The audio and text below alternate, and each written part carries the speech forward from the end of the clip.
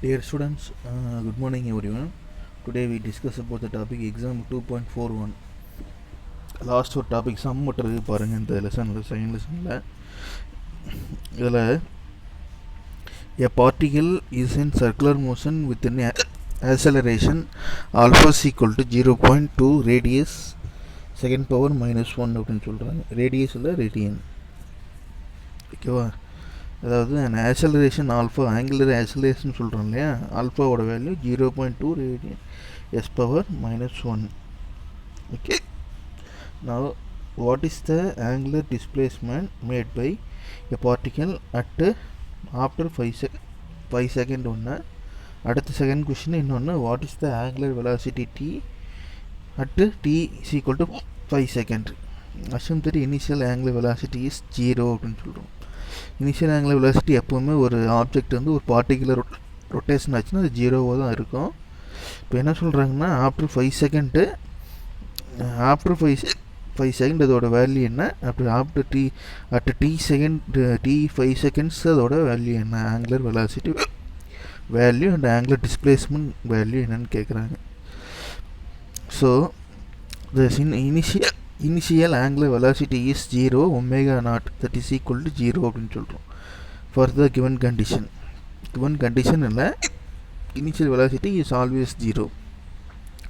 The angular displacement made by the particle is given by angular displacement அப்படின்னா என்ன சொல்கிறோம், theta is equal to omega not T plus 1/2 alpha T square அப்படின்னு சொல்கிறோம். The equation of motion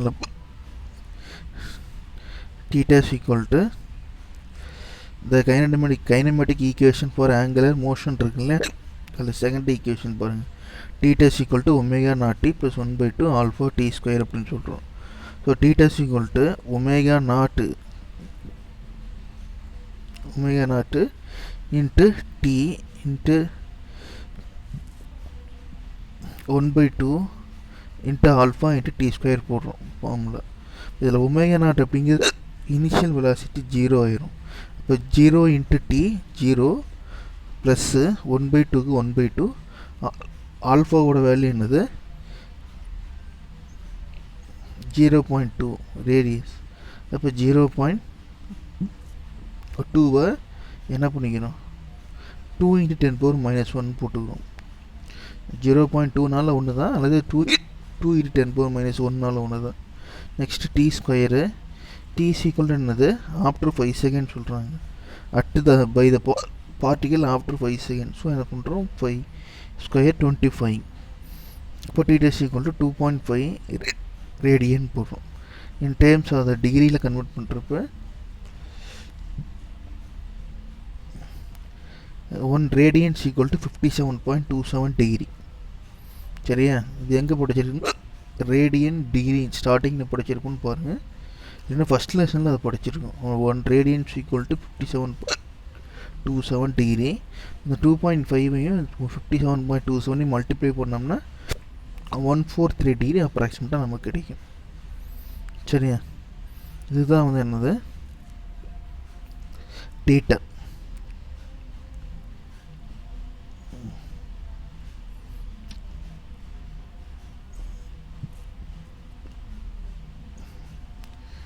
angular velocity,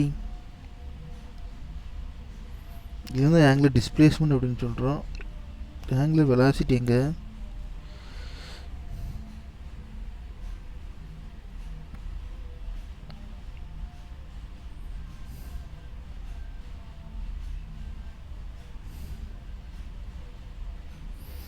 சரி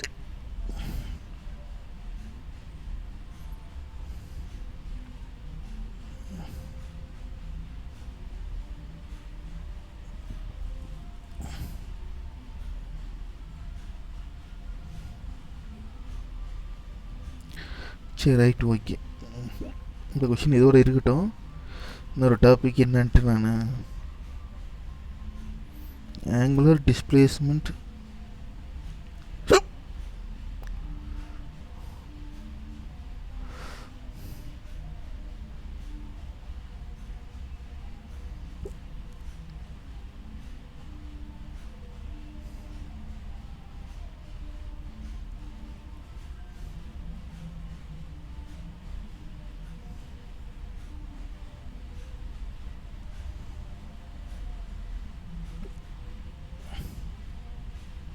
உங்கள் புக்கில் கீழே கொடுத்துருக்காங்கன்னு பாருங்கண்ணே. இது ஓல்டு எடிஷனாக என்னன்னு தெரில. ஆக்சுவலாக ஆங்குலர் செகண்ட் கொஷின் ஒன்றுனா ஆங்குலர் வெலாசிட்டியை கொடுத்துருக்காங்க இல்லையா. இப்போ ஆங்குலர் வெலாசிட்டின்னு சொல்லி மென்ஷன் பண்ணுறப்ப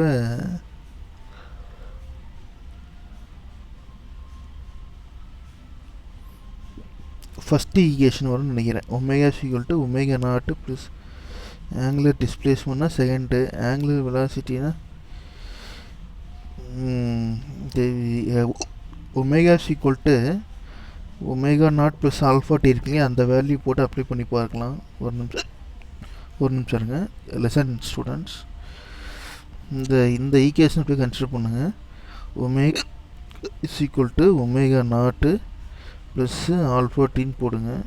ஏன்னா இது வந்து விசி கேப்டு யூ ப்ளஸ் ஏடி தான் வந்து என்னது வெலாசிட்டி விசிக்குள்ளே ஜென்ரலாக யூ ப்ளஸ் ஏடி. இப்போ இந்த ஒமேகா நாட் வந்து இனிஷியல் வெலாசிட்டி 0ன்னு வந்துடும். ஆல்ஃபாவோட வேல்யூ வந்து என்னது, டீயோட வேல்யூ வந்து 5 செகண்டு அட்டு 5 செகண்டு. இப்போ ஒமேகா ஈக்குவல் டு ஆல்ஃபாவோட வேல்யூ, ஆல்ஃபா என்ன பண்ணாங்க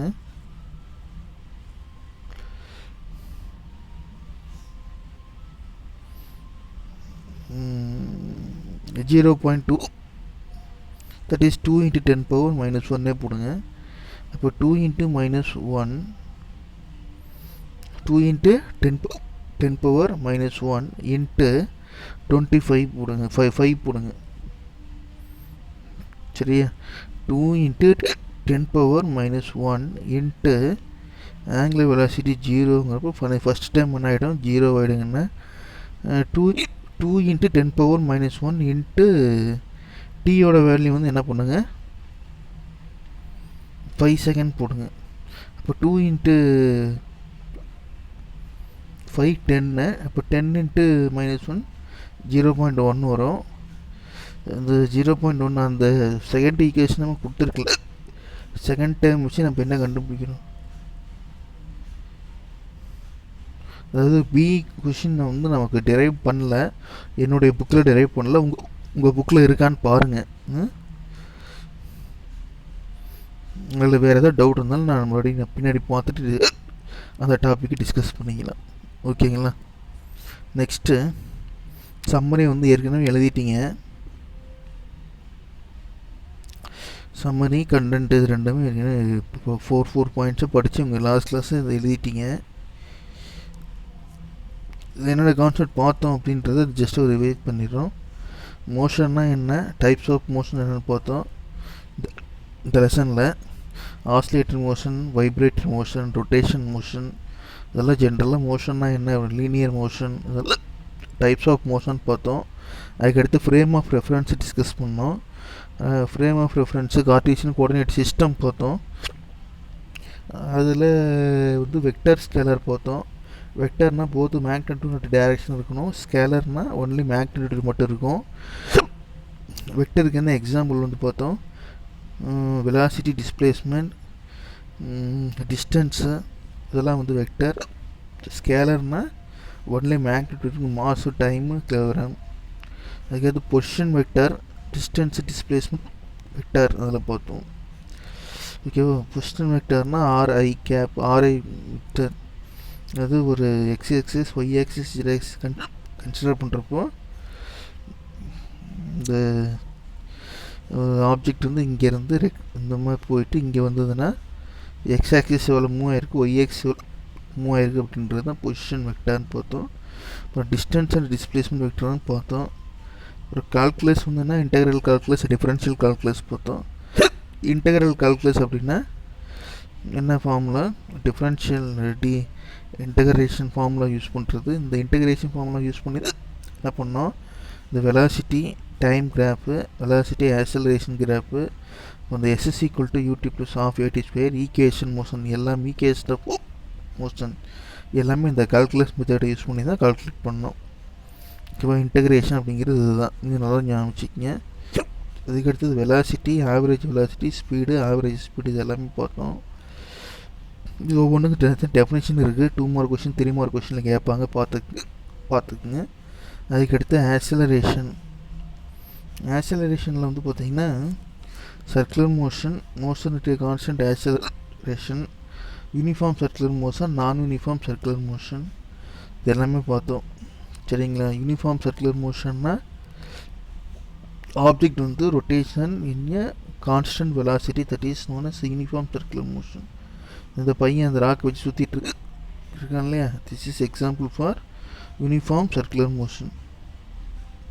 நான் யூனிஃபார்ம் சர்க்குலர் மோஷன் என்ன அப்படின்னா அது டைம் வந்து கான்ஸ்டண்ட்டாக இருக்காது. சரியா? ஸ்பீடு வந்து ஒரே மாதிரி இருக்காது. அது வந்து நான் யூனிஃபார்ம் சர்க்குலர் மோஷன் பார்த்தோம். அப்புறம் அதை பேஸ் பண்ணி கைனமேட்டிக் ஈக்குவேஷன் பார்த்தோம். ப்ரொஜெக்டைல்னால் என்னென்னு பார்த்தோம், ப்ரொஜெக்டைல் மோஷன். அதுக்கடுத்து கைனமேட்டிக் ஈக்குவேஷன், மோஷன் இட்டு கான்ஸ்டன்ட் ஆக்சலரேஷன். இந்த லெசனில் இது எல்லாமே ப்ரொஜெக்டைல் பக்கத்துலேயே டயக்ராம் கொடுத்துருக்காங்க, ப்ரொஜெக்டைல் மோஷன். அப்புறம் கைனமேட்டிக் ஈக்குவேஷன் அப்படின்றதும் மோஷன் அட்டு கான்ஸ்டன்ட் ஆக்சலரேஷன் என்ன அப்படின்றது என்ன பார்த்தோம் அப்படிங்கிறது புக்கில் பார்த்துக்குங்க. ஓகேங்களா?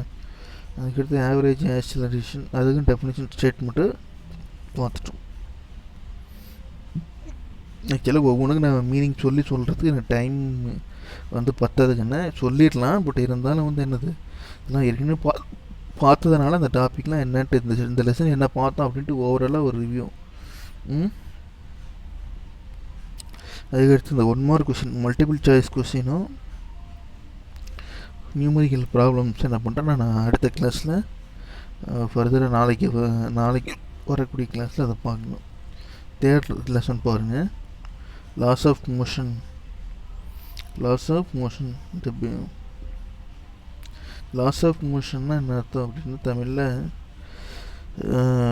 நியூட்டன்ஸ் லா ஆஃப் மோஷன் இருக்கு இல்லையா, இந்த நியூட்டன்ஸ் லாஸில் வந்து three types of laws of motion இருக்குது. Newton first law, Newton second law of motion, Newton third law of motions. இந்த நியூட்டன்ஸில் இந்த லாஸ் கண்டிஷன் பேசியாக வச்சுக்கிட்டு இந்த Newton's laws logical connection between the laws of Newton, free body diagram and related problems. அதுக்கு law of conservation of momentum. சரியா? Law of conservation of momentum, இது law of conservation of energy மாதிரி அது ஒரு law of conservation of momentum சொல்லுவோம். இப்போ roll on frictional ஃபோர்ஸ்னால் உராய்வு. அதுக்கடுத்து சென்ட்ரிபியூட்டல் அண்ட் சென்ட்ரிஃபியூகல், மைய நோக்கு விசை, மைய விலக்கு விசைன்னு சொல்கிறோம். அதுக்கடுத்து origin of centrifugal force. Centrifugal ஃபோர்ஸில் ஒரு ஆரிஜின் எப்படி இருக்கும், சென்டர் பேஸ், இதெல்லாம் இந்த லெசன் ஸ்டடி பண்ண போகிறோம். பட் அதுக்கு முன்னாடி இன்ட்ரடக்ஷன் என்ன சொல்கிறாங்க பாருங்கள். Each and every object in the universe interact with every object. What is the meaning that? இந்த யூனிவர்ஸில் பொறுத்த வரைக்கும் each and every object in the universe interact with each other அப்படின்னு சொல்கிறோம். இந்த யூனிவர்ஸில் ஒரு ஆப்ஜெக்ட் இன்னொரு ஆப்ஜெக்டோட என்ன ஆகிருக்கும் அப்படின்னா இன்டராக்ட் ஆகிருக்கும் அப்படின்னு சொல்லுவோம். Some attractive or repulsive force இருக்கும் அப்படின்னு சொல்கிறாங்க. இதுக்கு என்ன எக்ஸாம்பிள் சொல்லலான்னா, இந்த பிளானட்ஸு அரௌண்டு சன் அப்படின்னா சன்னுக்கும் ஒரு பிளானட்ஸுக்கும் அல்லது ஒரு பிளானட்டுக்கு இன்னொரு பிளானட்டுக்கு வந்து பார்த்தா என்ன இருக்கும், ஒரு அட்ராக்டிவ் ஃபோர்ஸ் அப்படின்றது இருக்கும், அல்லது அட்ராக்டிவ் ஃபோர்ஸ் இருக்கும். அதே மாதிரி ஆட்டம் பொறுத்த வரைக்கும் என்னென்னது, positive charge, negative charge, neutral சார்ஜ்லாம் சொல்கிறோம் இல்லையா. இப்போ அந்த ஆட்டத்துக்குள்ளே இருக்கக்கூடிய அந்த பார்ட்டிகல்ஸ்லாம் என்ன இருக்கும், சம் அட்ராக்டிவ் ரிப்பல்சிவ் ஃபோர்ஸ் இருக்கும். இட்ஸ் இந்த யூனிவர்ஸில் இருக்கிற எல்லா ஆப்ஜெக்ட்டுமே வந்து என்னது interact with every other object அப்படின்னு சொல்கிறோம். Next the cool breeze interact with a tree. அதே மாதிரி இந்த நம்ம பிளானட்ஸு அண்டு ஆட்டம் அந்த அளவில் பிளானட்ஸ் லெவலில் ரொம்ப பெரிய லெவலில் கன்சிடர் பண்ணாமல், இதே ஆட்டம் லெவலில் சும்மா சின்னதாக கன்சிடர் பண்ணாமல் நார்மலாக வந்து ஒரு cool breeze interact with a tree, குளிர்ந்த காற்று எப்படி இருக்கும் அப்படின்னா interact with tree. The tree interact with the earth. In fact all species interact with the nature. சரியா? மரம் வந்து இந்த சைக்கிள் ஆஃப் ஓஷன். வேறு என்ன சொல்லலாம், அந்த காற்று வந்து மரத்தை என்ன பண்ணிக்கிறது, குளிர்ந்த காற்று மரத்தை வந்து என்ன பண்ணுவோம், மரத்தை அட்ராக்ட் பண்ண அந்த மேகங்கள்லாம் மழையாக புரியுது என்ன சொல்கிறோம் இல்லையா, த சீசன். சரி, அந்த பருவமழையெல்லாம் பெய்யுது. The tree interact with the earth. So in fact all species interact with the nature ன்னு சொல்கிறோம். But what is the difference between the human interaction with the nature and that animals? Okay, the human interaction has one extra quality. We not only interact with the nature but also try to understand what explain natural phenomena in scientifically. சரியா, human interaction has only extra quality. என்ன extra quality? இது வந்து ஏன் இப்படிலாம் வந்து interaction ஆகுது? சரியா, nature வந்து இயற்கையில் ஒவ்வொரு பொருளும் ஒன்று டிபெண்ட் பண்ணியிருக்கு, ஒன்று அட்ராக்ட் ஆகுது. ஸோ இந்த அட்ராக்ஷனுக்கு என்ன காரணம் அப்படின்றத அண்டர்ஸ்டாண்ட் பண்ணி எக்ஸ்பிளைன் பண்ணுற அந்த நேச்சுரல் நம்ம என்ன பண்ணுறோம், சொல்ல முயற்சிக்கிறோம், திங்க் பண்ணுறோம்.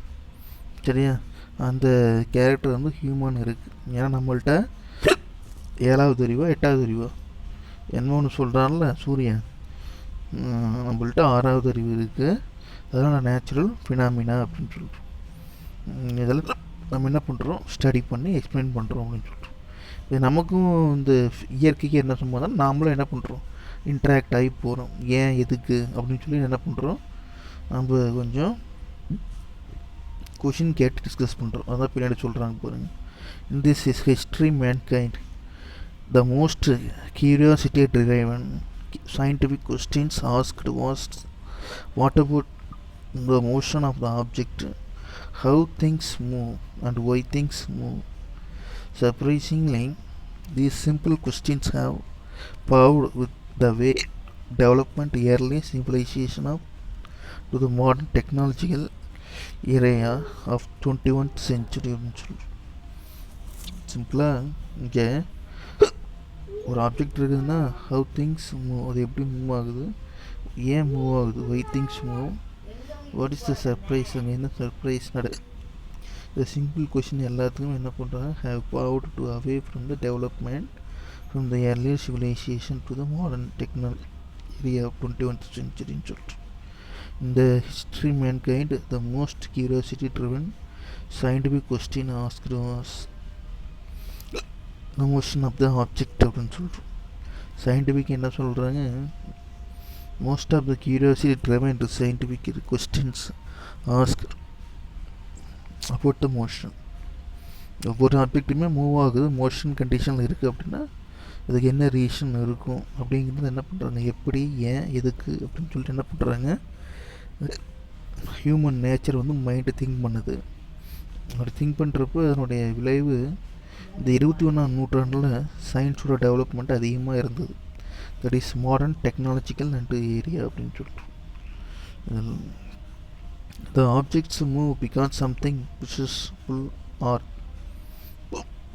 டோரை வந்து என்ன பண்ணுறோம், சினிமா தேட்டருக்கு அல்லது வேறு எங்கேயாவது போகிறோம், ஹாஸ்பிட்டலுக்கு போகிறோம், சினிமா தேட்டருக்கு போகிறோம். டோரில் வந்து பார்த்திங்கன்னா எழுதியிருப்பாங்க புஷ்ஷு புல்லுன்னு போட்டிருப்பாங்க. புஷ்னால் என்ன பண்ணணும், தள்ளணும், புல்லுன்னா இழுக்கணும் இல்லையா. The object move because something push or pulls them. For example, if a book is at rest, if will not move unless force is applied on it அப்படின்னு சொல்கிறோம். புக்கு வந்து ரெஸ்ட்டில் தான் இருக்கும், இங்கே ஒரு டேபிள் இருக்கப்போ இல்லையா.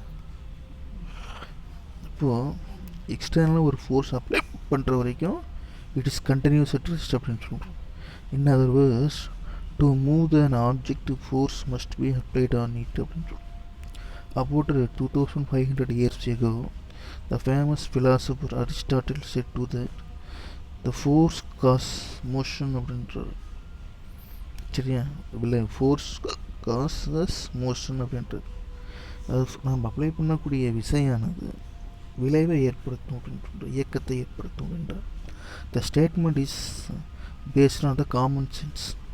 It is based common sense அப்படின்னு சொல்கிறோம். இது எல்லாத்துக்குமே தெரியும்.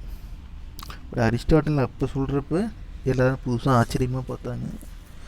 அதுக்கப்புறம் வந்து ஒவ்வொரு சயின்டிஸ்ட் என்ன பண்ணுறாங்க, அதை பற்றி என்னென்ன சொன்னாங்கன்றது ஃபர்தராக பார்க்கலாம். But any scientific answer cannot be based on the common sense. ஒரு காமன் சென்ஸாக ஒரு ஜென்ரலாக சொன்னாங்க அப்படின்னா ஃபிசிக்ஸை பொறுத்த வரைக்கும் நமக்கு என்ன வேணும் அப்படின்னா தியரிட்டிக்கல் எக்ஸ்பெரிமெண்ட் வேணும் அண்ட் ஆல்சோ மேத்தமெட்டிக்கல் எக்ஸ்பெரிமெண்ட் வேணும்.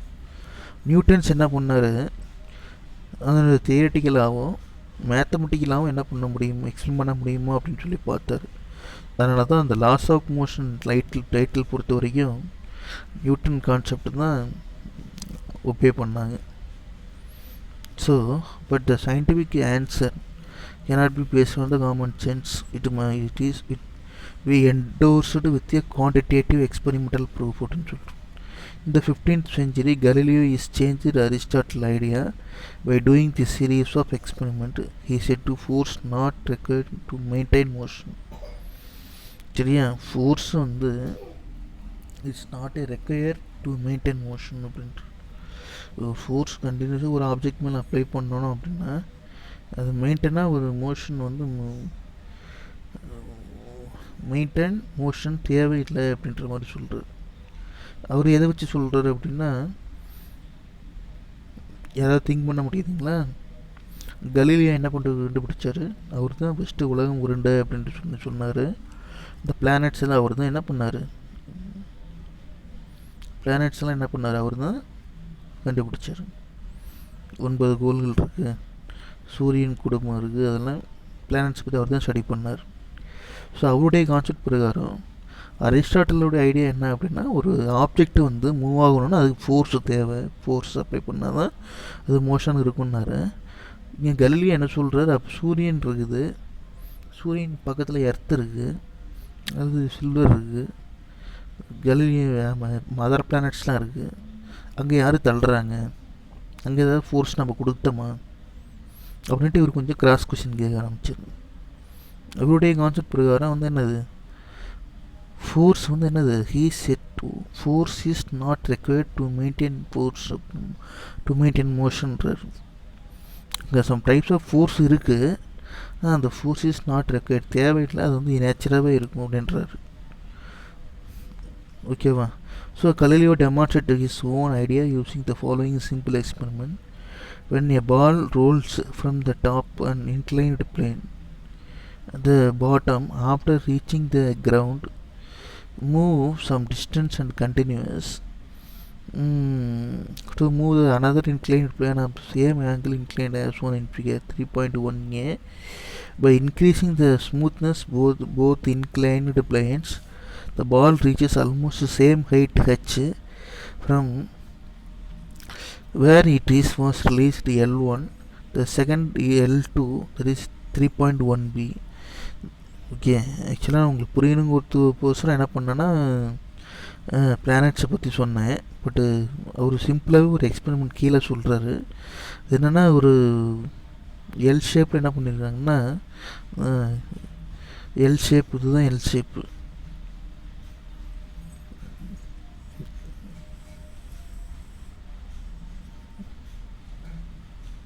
இந்த எல் ஷேப்பை என்ன பண்ணுறாரு, ஒரு பாலை கன்சிடர் பண்ணிவிட்டு இங்கே விடுறார், இன்க்ளைன் பிளேன் அப்படின்னு சொல்கிறோம்.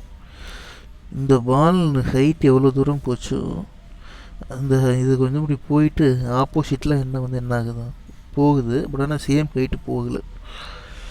சரியா, இது வந்து ரஃப்பாக இருக்கக்கூடிய ஏரியா, இது வந்து என்னது, ரஃப்பாக இருக்கக்கூடிய ஏரியா, ரஃப் சர்ஃபேஸ். இது வந்து ஃபைனல் பொசிஷன், இது இனிஷியல் பொசிஷன் அப்படின்னு சொல்கிறோம். ஓகேங்களா?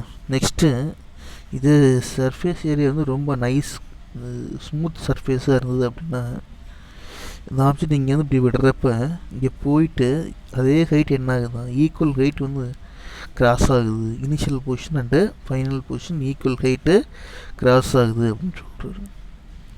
எப்படி வந்து என்ன பண்ணிருக்காங்கன்னா, இப்போ இங்கே வந்து இந்த ஒரு பக்கம் மட்டும் தான் என்ன பண்ணுறோம், ஃபோர்ஸை அப்ளை பண்ணுறோம். திருப்பி இந்த பக்கம் மேலே போகிறதுக்கு நம்ம என்ன பண்ணல, ஃபோர்ஸ் கொடுக்கல. ஆனால் அதுவே இங்கே வந்து இன்க்ளைன் பேஸ் ஃபோர்ஸ் இது பண்ணி ஆப்போசிட் டைரக்ஷன் ஃபோர்ஸ் இந்த பால் மூவ் ஆகுது அப்படின்னு சொல்லி சொல்கிறார். ஓகேங்களா? ஸோ அது ஜஸ்ட் இட் இஸ் என்னது, ஒரு ஐடியா. என்ன ஐடியான்னா, மறுபடியும் பாருங்கள்,